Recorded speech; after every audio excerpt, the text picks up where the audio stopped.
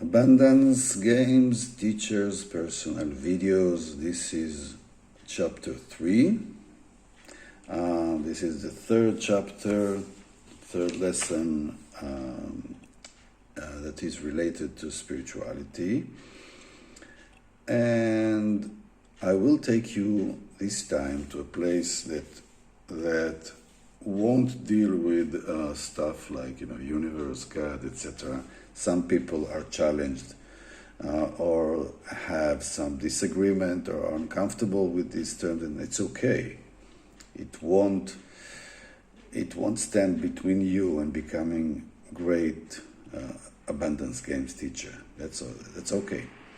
It may be worthwhile for you to deal with several spiritual issues because you would like to expand yourself.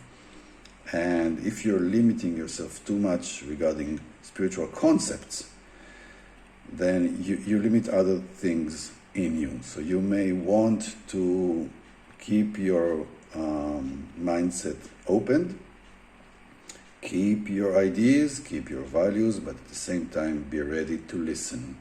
Just to listen and then decide what you like to embrace and what you don't like to subscribe to right now. It's okay. But, all of us, one way or another, deal with these concepts, even if we oppose them or like them or dislike them or hate them. It's part of who we are. These concepts of God, universe, all that exists, the network that everyone belongs to, etc. And this is not what we are going to deal with in chapter 3. And this one will show you a great example why spirituality is so important for process. And I guess there is no way for us without referring to our spirituality seriously, and to do with it whatever comes to our mind, whatever is possible, doable, available for us. Lesson number 3, your intuition and your abundance. Intuition is by all means a spiritual issue. It is, first of all, spiritual because I believe the definition of intuition is like the definition of everything that we can regard as spiritual. That is, intuition is something that we are aware that exists. It is there somewhere in us, yet we cannot define it. We cannot predict it. We cannot explain it. We cannot even do some research about it. We cannot put it in a box, but it's there. And for me, this is the definition of everything spiritual. We know that there are things beyond us. They are connected to us one way or another. They even influence our life. Yet, we cannot grab them. We cannot explain them. We cannot control them. But they are there. And we cannot totally detach from them. We more or less depend on them, and we are in a dialogue with them. But they are slippery. They are beyond us. They are beyond our left brain's logical ability to explain. But they exist. And the word exist is a basic and central word in abundance. Okay? And spirituality is about things that do exist. So we can argue whether these things exist or not. It's okay to argue. And there is a limit for the extent of how much we can argue. I mean, if someone would like to say there's no such thing as intuition, there's anything beyond what we understand, it's their privilege to feel this way, and there is no point in arguing with them. But I believe that if you have decided to become abundance games, abundance teacher, And you know that even the definition of abundance is not that clear. It's not that accurate or precise. I made some definitions for our work here, so we can rely on some basic themes when we work on abundance. I'm saying that abundance is about knowing my having and expanding it, so it can connect with the general having. Okay, this is my definition. This is what I have decided. It doesn't mean that it works for everyone. Abundance is first and foremost something that is related or belongs to many other things that we know exist, but we cannot define. We can't even totally define love, happiness, passion, even emotional pain. It's not something we can totally define.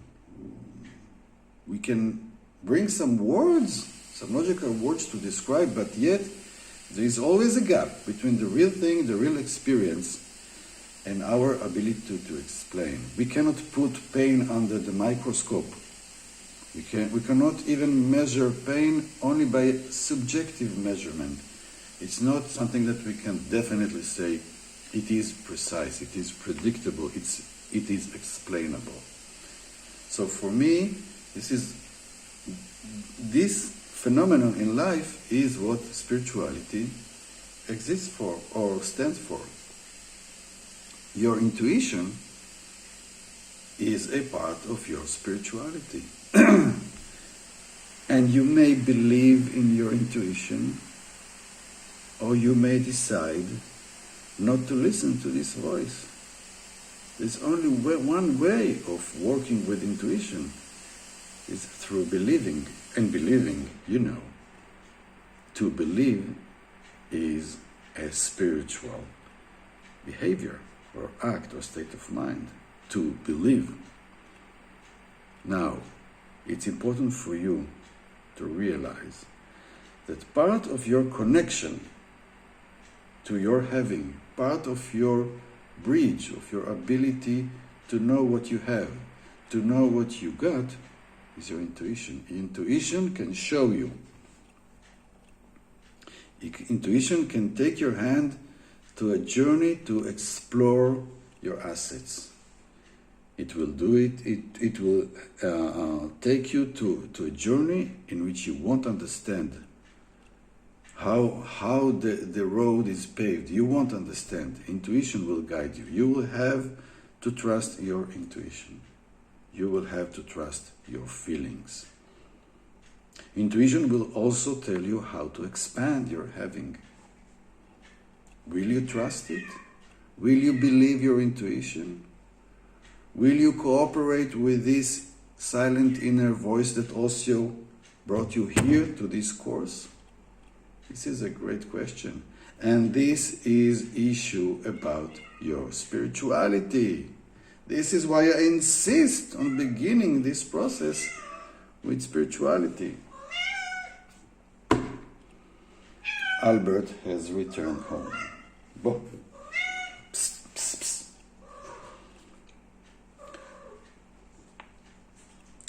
I think there is something that people say about the connection between cats and intuition, right?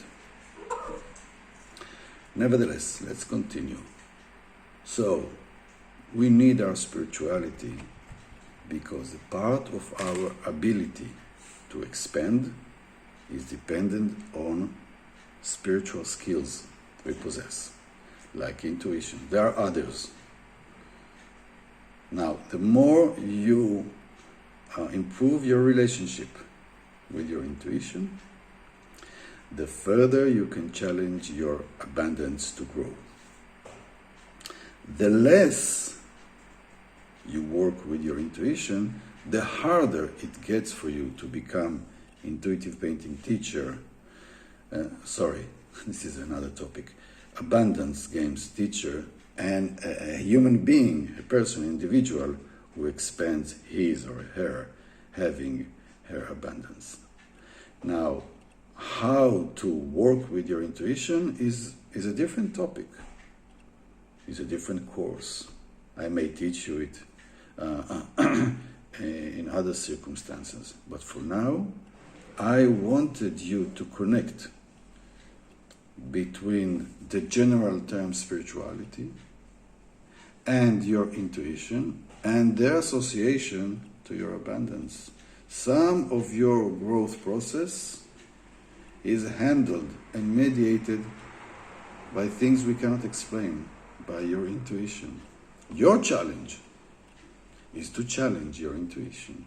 Your challenge is to challenge yourself regarding the question of how far are you ready to trust your intuition, to follow it, to take risks that may help you expand yourself.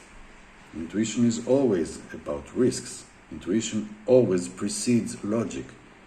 It brings you ideas that you cannot be sure they are good for you. And they are good, but you won't be able to know it unless you follow them and take some risk. I guess it was some risk for you to come here. That's fantastic. You will only earn and expand thanks to this. And now, from here now, it is your duty to re-challenge your intuition, to re-challenge your dialogue with your intuition, and to realize that the more you are ready to be intuitive, the more you are ready to be abundant.